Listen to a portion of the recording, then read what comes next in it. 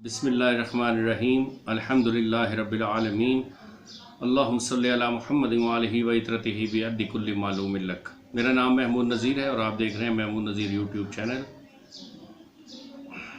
आज का हमारा मौजू है किंग्स इंग्लिश। अंग्रेज़ी ज़बान के बहुत सारे मबाहिस हैं। क्या अंग्रेज़ी ज़बान हमारे लिए सीखना तीसरी दुनिया के लोगों के लिए ज़रूरी है? क्या इसके सीखे बगैर भी दुनिया में साइंसी तरक्की की जा सकती है? क्या हम तरक्की याफ्ता ममालिक में शुमार हो सकते हैं या इसके बगैर भी गुजारा हो सकता है? इसके अलावा भी और बहुत सारे मौज़ूआत हैं जिस पर बात की जा सकती है। सबसे अहम बात यह है कि पिछले 5000 साल की तारीख़ में कभी भी ऐसा नहीं हुआ कि किसी भी कौम ने किसी गैर मुल्की ज़बान, किसी अजनबी ज़बान में साइंस और टेक्नोलॉजी में और तहज़ीब और तमद्दुन में तरक्की की हो। एक ऐसा वक्त था कि मुसलमान बादशाह बहुत ही ज़्यादा बड़ा मुशाहरा पेश किया करते थे उन लोगों को जो मुतरजम हुआ करते थे, और पूरी दुनिया की किताबें जो थीं साइंस, टेक्नोलॉजी, फ़िलासफ़ी, नफ्सियात पे, केमिस्ट्री पे, फ़िज़िक्स पे, उनको मुख्तलिफ़ ज़बानों से अरबिक में तर्जुमा किया जाता था और फिर वो उनको छापा जाता था। उसके नतीजे में क्या हुआ कि ये पूरा प्रोसेस 50 साल 100 साल नहीं चला। उसके इसी दौरान इतना सारा इल्म का ज़ख़ीरा इन मुसलमानों तक पहुंचा कि एक ऐसा वक्त आया कि इल्म के हर दरवाज़े के ऊपर एक मुसलमान खड़ा था। अब ये अंग्रेज़ी हमारे माशरे में, हमारे निज़ाम तालीम में कहाँ से आई, किस तरह उसने हमारी ज़हनी सलाहियतों को, फ़ितरी सलाहियतों को तहस नहस किया, किस तरह ब्रिलियंट ब्राइट लोगों को पिछली सफ़ों में खड़ा कर दिया, इसकी तारीख़ भी एक लंबी तारीख़ है। हम निज़ाम तालीम को तब्दील नहीं कर सकते क्योंकि हम वोट डालने वाले लोग हैं, हमें कोई वोट नहीं डालता। हम निज़ाम तालीम को इसलिए भी तब्दील नहीं कर सकते क्योंकि हम जमहूरियत को मानते हैं। हम निज़ाम तालीम को इसलिए भी तब्दील नहीं कर सकते कि हमें ये भी मालूम नहीं है कि निज़ाम तालीम क्या होता है, निसाब क्या होता है, किसी भी इंसान का नज़रिया कायनात क्या होता है और किसी कौम का नज़रिया कायनात क्या होता है, और ये निज़ाम तालीम और निसाब किस तरह के लोगों को प्रोड्यूस करती है, हमें ये सब मालूम नहीं है। हम ये सब कुछ इनकी ज़रूरत तभी महसूस करेंगे जब हमें ये पता होगा कि ये कितने अहम हैं। इसके साथ साथ गुजारिश ये है कि किसी अंग्रेज़ी ज़बान को सीखने के हवाले से जो पाकिस्तान की तारीख़ है, पाकिस्तान के पिछले 70, 72, 75 साल हैं, उसमें क्या क्या कुछ हुआ है, उस पर अगर बात की जाए तो मैं ये समझता हूँ कि पाकिस्तान में जिन लोगों ने अंग्रेज़ी ज़बान को आम करने के लिए, उसको पढ़ाने के लिए अहम किरदार अदा किया, उनमें कई सारे गुमनाम हीरो हैं, जिनमें से जिनके लोग नाम जानते हैं उनमें से एक अफजल अनवर मुफ्ती हैं, जिनको पढ़ के पाकिस्तान में अगर 100 लोग अंग्रेज़ी जानते हैं तो 99 लोग ऐसे हैं जिन्होंने अफजल अनवर मुफ्ती की पाक यूनिवर्सिटी ट्रांसलेशन पढ़ी है, पिक मी अप पढ़ी है, 12 लेसन्स बेसिक इंग्लिश पढ़ी है और उससे अंग्रेज़ी सीखी है। और इसके अलावा लाहौर में एक प्रोफ़ेसर गुज़रे हैं, प्रोफ़ेसर मजीद, उनकी किताबों ने बड़ी आसानियाँ पैदा की हैं तालिब इल्मों के लिए। तो लेकिन हमारे यहाँ पे मुख्तलिफ़ किस्म के मिथ हैं। किसी को अंग्रेज़ी, हम 14 साल अंग्रेज़ी पढ़ते हैं अपने स्कूल कॉलेज में, फिर भी हमें अंग्रेज़ी बोलनी नहीं आती, लिखनी नहीं आती और समझ भी नहीं पाते हैं हम। एक्सेंट का बड़ा रोला है बीच में। मैंने अफजल अनवर मुफ्ती को पढ़ा है, बार बार पढ़ा है और फिर पढ़ाया भी है। मैंने प्रोफ़ेसर मजीद को पढ़ा है, उनकी टेस्ट सीरीज़ पढ़ी है और उनके घर की ज़ियारत भी करके आया, क्योंकि जब मैंने उनकी किताबें पढ़ी उस वक्त उनका इंतकाल हो चुका था। हमारे यहाँ पे जिन लोगों में अंग्रेज़ी बोलने का कॉन्फिडेंस है उनको अंग्रेज़ी नहीं आती, जिनको अंग्रेज़ी आती है उनको अंग्रेज़ी बोलने का कॉन्फिडेंस नहीं है। जिनके अंदर अंग्रेज़ी बोलने का कॉन्फिडेंस भी है और अंग्रेज़ी भी आती है, वो समझते हैं कि बोलना ही सब कुछ है, लिखने की कोई हैसियत नहीं है। लेकिन जब तक आप रॉबर्ट लुइस स्टीवेंसन को नहीं पढ़ेंगे, उसका ट्रेजर आइलैंड नहीं पढ़ेंगे, जब आप जॉन रस्किन की वर्क नहीं पढ़ेंगे और जब तक आप फ्रांसिस बेकन को नहीं पढ़ेंगे, तो आपको अंग्रेज़ी ज़बान, अंग्रेज़ी अदब समझ में नहीं आएगा। जब तक आप ग्रामर नहीं पढ़ेंगे तब भी समझ में नहीं आएगा। मेरे कुछ टूटे फूटे से तजर्बात हैं इस हवाले से, शायद मेरी कौम के किसी बच्चे के लिए रहनुमाई का, किसी बच्ची के लिए रहनुमाई का बायस बन जाएं, इसलिए मैं इनको आज सबको एक जगह पे एक्सप्रेस कर रहा हूँ।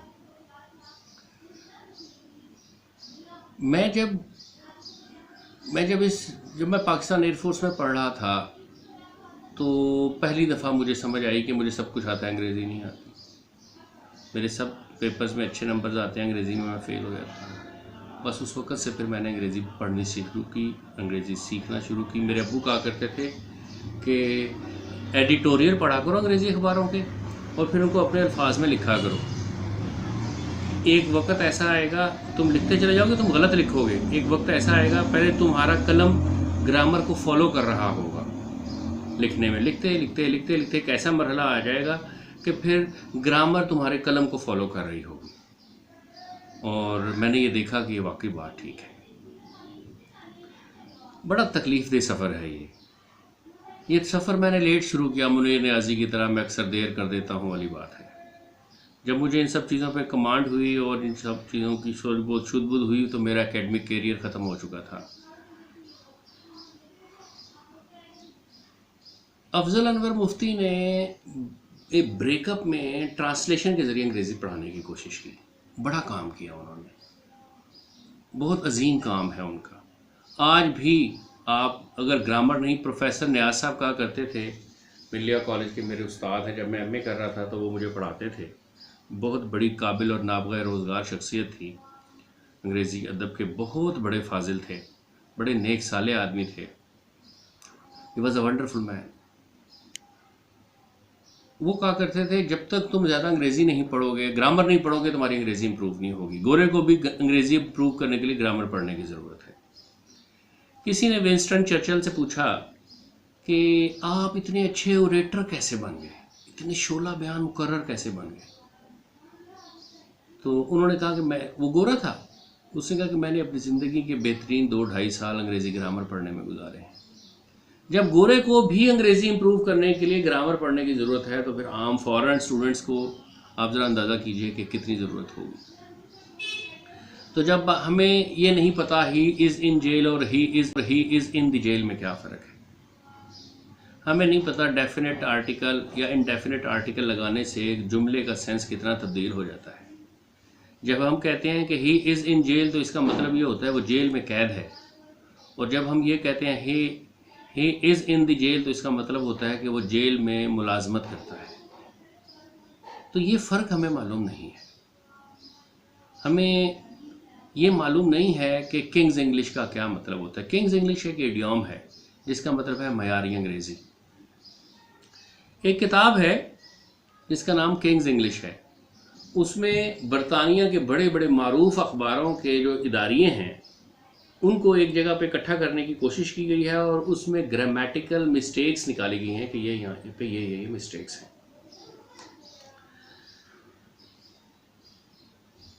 अफजल अनवर मुफ्ती और वो दूसरे प्रोफेसर जो साहब हैं उनका मैंने नाम लिया, अभी मेरे ज़हन से स्किप कर गया है, प्रोफेसर मजीद, ये बड़े लोग थे, उन्होंने बड़ी खिदमात पेश की हैं।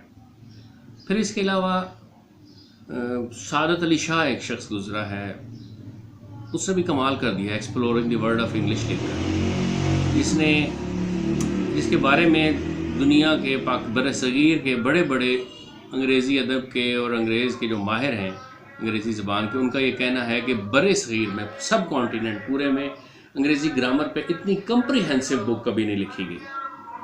बड़ी शाहकार किताब है। मुझे आज भी याद है, अर्ली 90s की बात है, मेरी एक कुलीग हुआ करती थी, फरजाना जबीन उनका नाम है, अल्लाह पाक, अंग्रेज़ी की प्रोफेसर हैं, बड़ी शख्सियत है।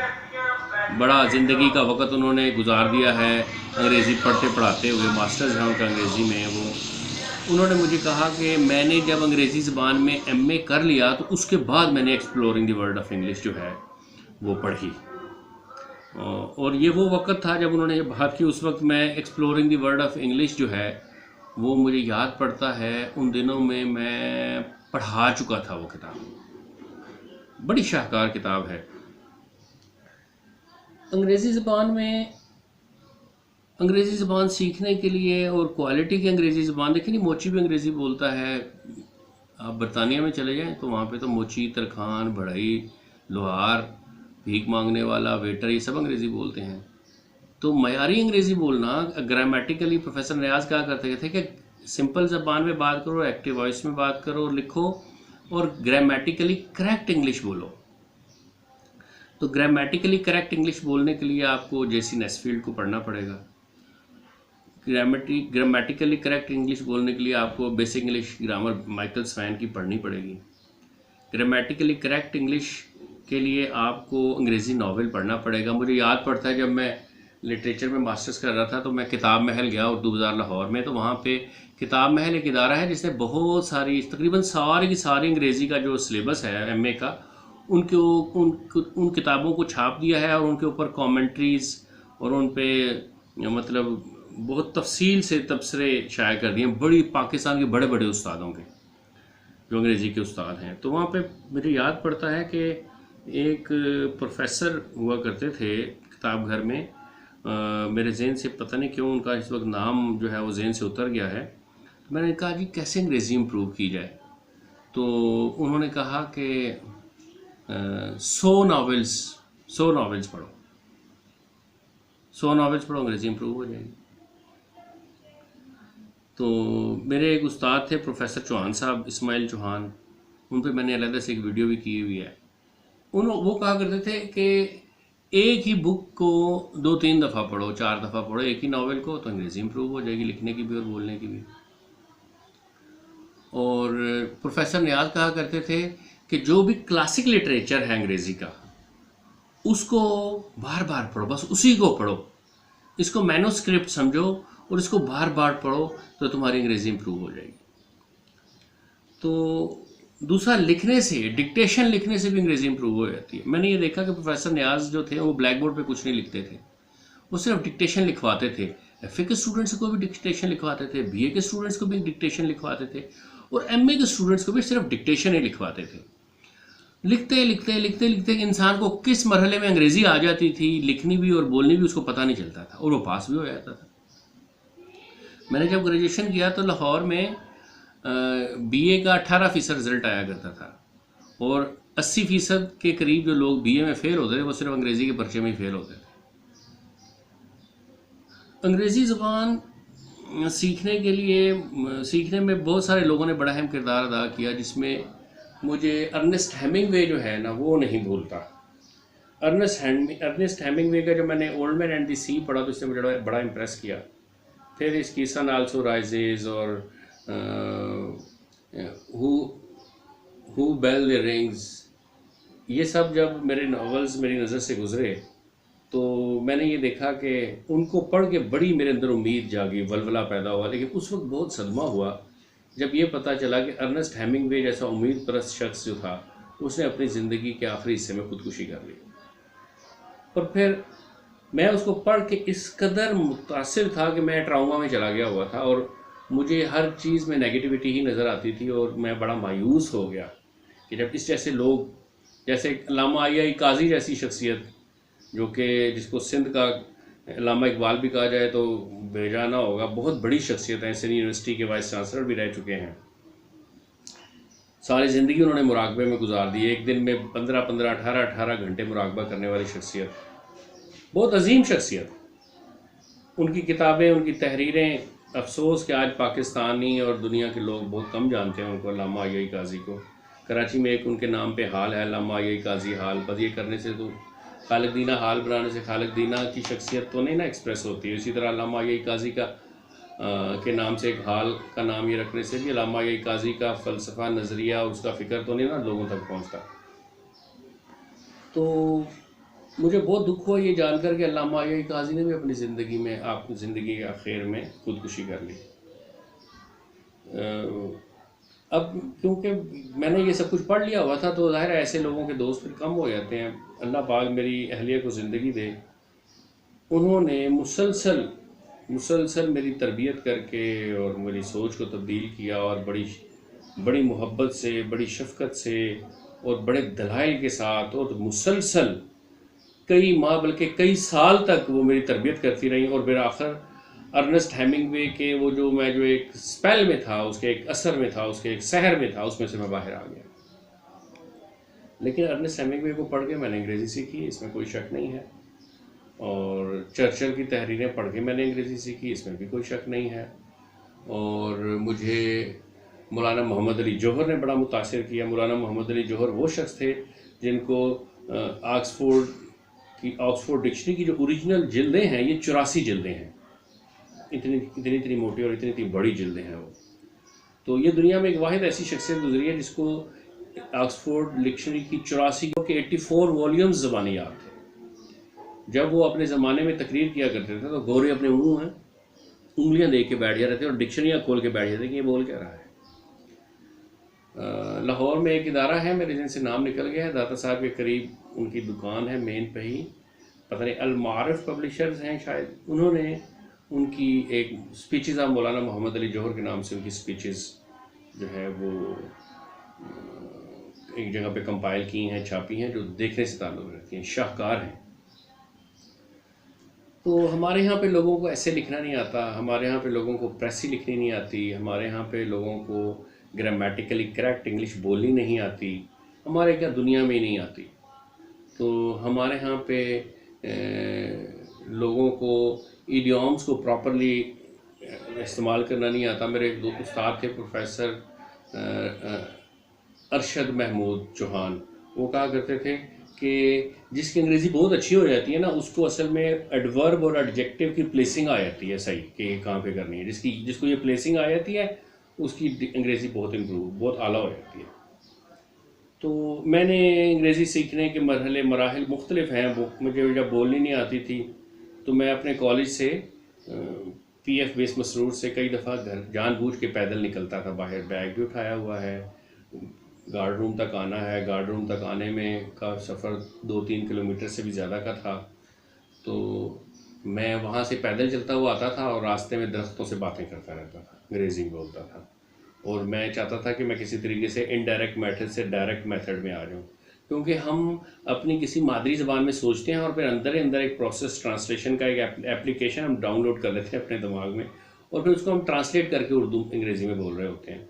तो मुझे ये समझ बहुत शुरू में आ गई थी कि हमें डायरेक्ट अंग्रेज़ी में सोचना है और इनडायरेक्ट मेथड से बाहर आना है, क्योंकि फ़ॉरेन स्टूडेंट्स के पास और कोई ऑप्शन ही नहीं होती कि वो इनडायरेक्ट मेथड से अंग्रेज़ी सीखें। पहले उसकी ट्रांसलेशन सीख लें, ग्रामर कुछ ना कुछ सीख लें, फिर अपने दिमाग में उस एप्लीकेशन को, जो वाइकेरियस एप्लीकेशन होती है, उसको खुद से ही वाइकेरियसली डाउनलोड कर लें और फिर अपने थिंकिंग प्रोसेस में से उसको फ़िल्टर करते हुए उर्दू को फ़िल्टर करें, पंजाबी को फ़िल्टर करें और अंग्रेज़ी में कन्वर्ट करें। तो मैं इसमें से बाहर आना चाहता था और मेरे लिए ऐसा माहौल भी नहीं था कि जहाँ पर मैं किसी के साथ अंग्रेज़ी बोल के प्रैक्टिस करके अपनी अंग्रेज़ी इम्प्रूव कर सकता। चुनांचे मुझे अपनी अंग्रेज़ी इम्प्रूव करने के लिए दरख्तों से मदद लेनी पड़ी, रास्तों में पड़े हुए पत्थरों से मदद लेनी पड़ी, मुख्तलिफ ऐसे गटरों किससे मदद लेनी पड़ी जिनके ढक्कन थोड़े से टूटे हुए थे या हीरोइन उनको उठा के ले गए थे। मैं उनके पास रुक जाता था, उनसे सवाल करता था, फिर ख़ुद से उसका जवाब देता था, फिर उनसे बातें करता था। फिर ऐसा भी हुआ कि मैंने शीशे के सामने खड़े होकर, आईने के सामने खड़े होकर ख़ुद से बातें की और गलत मलत अंग्रेज़ी बोली और उसको बोलते बोलते बोलते सीखने की कोशिश की। अभी भी मैं सीखने के मरहले में हूँ। फिर अंग्रेज़ी अखबार ख़रीद लिया, या किसी ने कोई चीज़ पुड़िया बना के दी, उस जो चीज़ मैंने ली वो तो ले ली, वो अंग्रेज़ी अखबार का टुकड़ा था, उसको पकड़ लिया, पेन पकड़ लिया, उसको पढ़ा, डिफ़िकल्ट वर्ड्स के नीचे निशान लगाए, फिर लंबी लंबी पर्चियाँ काट ली 2-2 इंच की, 3-3 इंच की, फिर उस पर इंग्लिश के वो वर्ड्स सब लिखे, फिर डिक्शनरी निकाली, फिर उसमें उसके उर्दू में वर्ड्स लिखे, मतलब मत लिखे, फिर उसको बैठ के जेब में रख के बैठ गए। अब कब याद कर इनको पढ़ना है, जब G3 में U5 में मुझे बल्दिया से जब गुलबई जाना है कॉलेज के लिए या कॉलेज से घर के लिए आना है, तो वो जो हम बस में बैठ के या खड़े होकर सफ़र करते थे, उसमें 25-30 मिनट लग जाते थे एक तरफ, या फिर कहीं पे भी जाना है वैन में या मज़दा में, तो उसको निकाल के बार बार पढ़ते थे, बार बार पढ़ते थे बार। उससे क्या हुआ कि सैकड़ों, शायद इससे भी ज़्यादा अल्फाज मुझे ज़बानी याद हो गए खुद ब खुद से।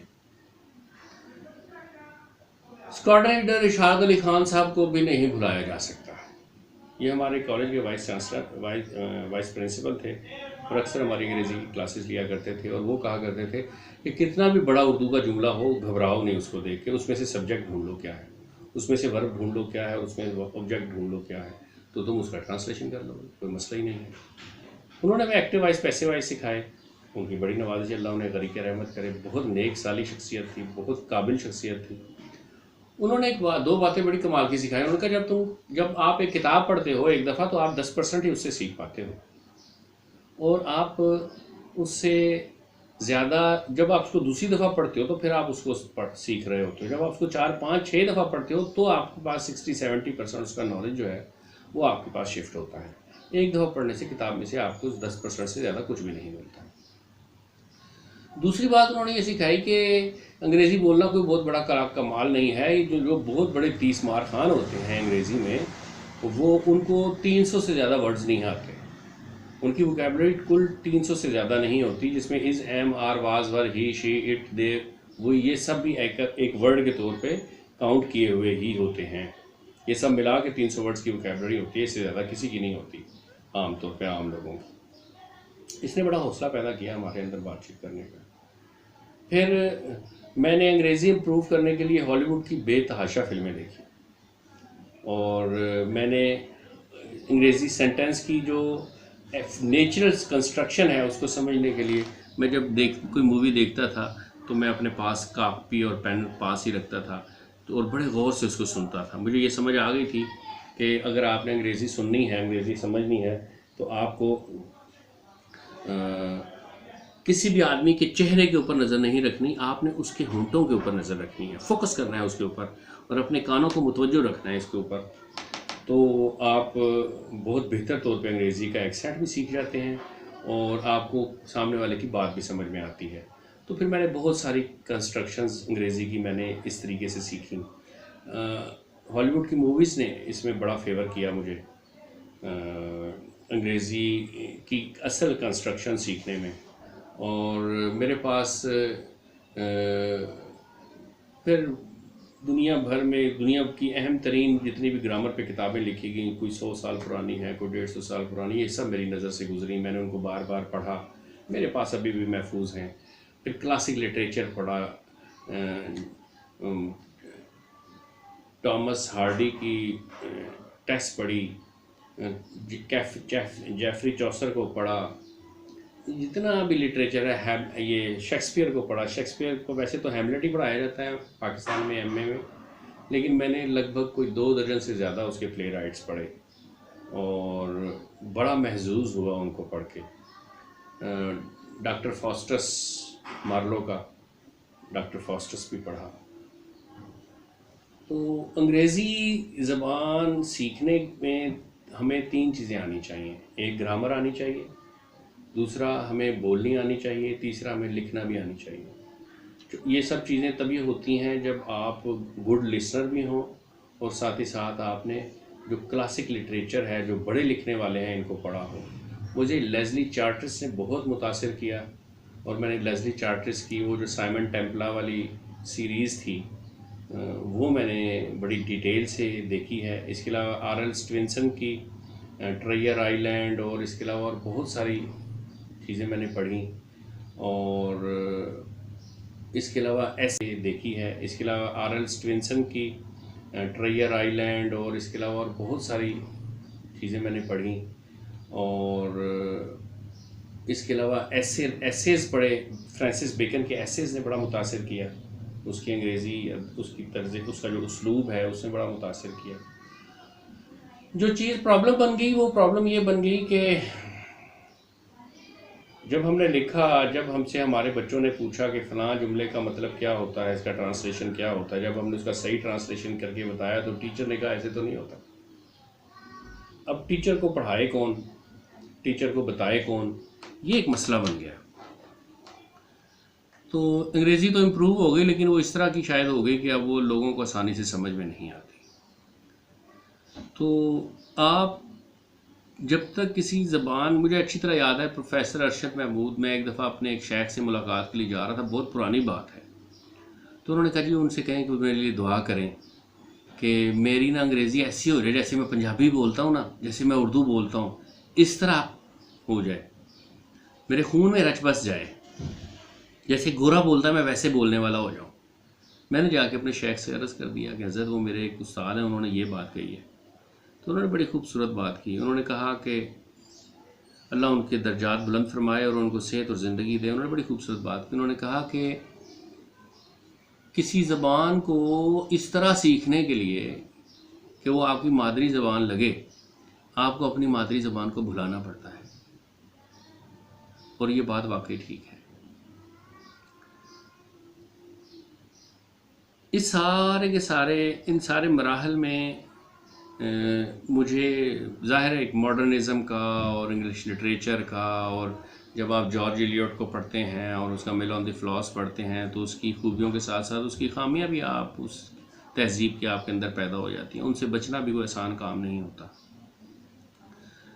तो इस सारी जो वीडियो मैंने जो प्रेजेंटेशन पेश की है, इसमें मैं अगर कोई, मैं ये नहीं चाहता हूँ कि ये कोई प्रोडक्ट नहीं है, अंग्रेज़ी ज़बान कोई प्रोडक्ट नहीं है कि आप इसको बेचेंगे और फिर बार बार बेचेंगे और फिर बार बार बेचेंगे।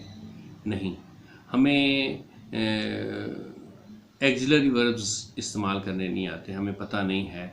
वो कत्ल करवा दिया गया होगा और कत्ल करवा दिया गया होता का ट्रांसलेशन में क्या फ़र्क है, ये हमें मालूम नहीं है। और एक्सिलरी वर्ब्स बड़े बड़े तोप लोगों को भी नहीं आते कि इनको कैसे यूज़ किया जाता है, कैसे इस्तेमाल किया जाता है। इम्तियाज़ी ट्रांसलेशन एक बड़ी शाहकार किताब है, लाहौर से ही छपी है, मिल जाती है, थोड़ा सा ढूंढे तो उर्दू बाज़ार से अभी भी मिल जाती है। उसमें भी बड़ा कमाल का काम है अंग्रेज़ी के हवाले से। मंसूर नासिर मुल्तान की एक शख्सियत हैं, ये भी एक दीवाना है। इनकी एक बेसिक इंग्लिश ग्रामर के नाम से किताब है, उन्होंने भी बहुत अच्छा काम किया। कोई भी ग्रामर जो है वो एक कंप्लीट नहीं होती जो पूरी की पूरी ज़बान के ऊपर को पे हावी हो और हर किस्म की हमें रहनुमाई दे रही हो। जैसे प्रैक्टिकल इंग्लिश ग्रामर है, ये किसी एक शोबे में महारत है इसकी। जो माइकल स्वैन की इंग्लिश बेसिक इंग्लिश यूसेज है, उसमें किसी और ख़ास चीज़ को, तस्वुर को अच्छे अंदाज में बयान किया गया। जैसे डायरेक्ट एंड डायरेक्ट को जितने खूबसूरत अंदाज से मंसूर नासिर ने किया है, वो मैंने अभी तक किसी किताब में नहीं देखा। तो कंपोजिट को और बहुत सारे शोबों को, इडियम्स को स्पेशली जितने खूबसूरत तरीके से एक जगह पे बयान कर दिया है सादत अली शाह ने, वो भी बहुत बड़ा कमाल है। सादत अली शाह के बारे में कमेंट्स करना चाहता हूँ कि किसी ने कमेंट्स की, शायद उनकी किताब में भी हैं, किसी ने कमेंट्स किए कि ये जो पितरस बुखारी थी बेसिकली मुस्तकिल मंदूब थे यूनाइटेड नेशन में, और उनके बारे में कहा जाता है कि दुनिया में अंग्रेज़ी में बेहतरीन मज़ामीन जो हैं वो लिखने की सलाहियत पितरस बुखारी में थी, और अंग्रेज़ी ज़बान के ऊपर बेहतरीन ग्रामर और कंपोजिट लिखने की जो खूबी थी वो सादत अली शाह में थी। और ये बात वाकई ठीक है। आप देखें G.A. लाना हमारे यहाँ पे एक शख्स गुज़रे हैं जिनका, जो कि बहुत बड़े मजमून निगार थे और उनकी बहुत सारी किताबें और तहरीरें हैं, और किसी ज़माने में BA में उनका एक कॉलम भी, एक मजमून भी था,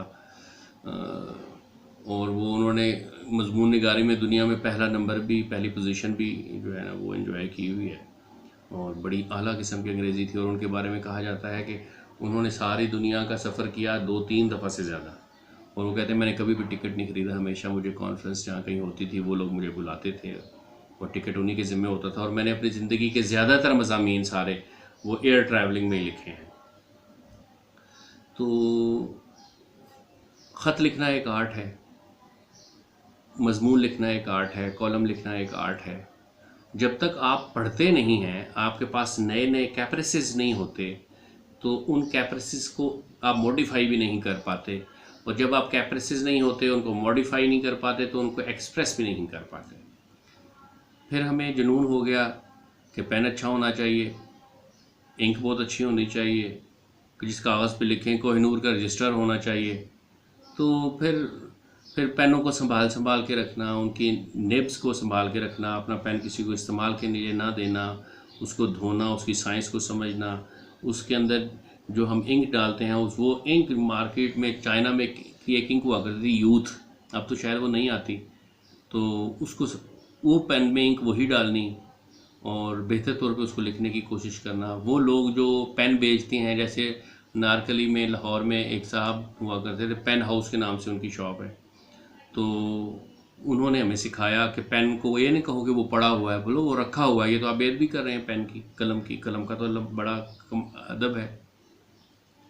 तो ये एक इश्क है, ये इस इश्क के करने से जब आप अंग्रेज़ी पढ़ सीखने के इश्क में मुब्तला हो जाते हैं तो फिर आपको अपने सारे माजी के इश्क भुलाने पड़ते हैं, मुस्तकबिल में भी सारे इश्कों से तौबा करनी पड़ती है। फिर आप अंग्रेज़ी ट्रैवलॉग पढ़ते हैं, फिर आप फ़िलॉसफी ड्यूरेंट को पढ़ते हैं तो आपको समझ में आ जाता है। जब आप बर्ट्रैंड रसल को पढ़ते हैं तो वो आपकी समझ में आ जाता है। जब आप जॉन रस्किन को पढ़ते हैं तो वो आपको समझ में आ जाता है। जब आप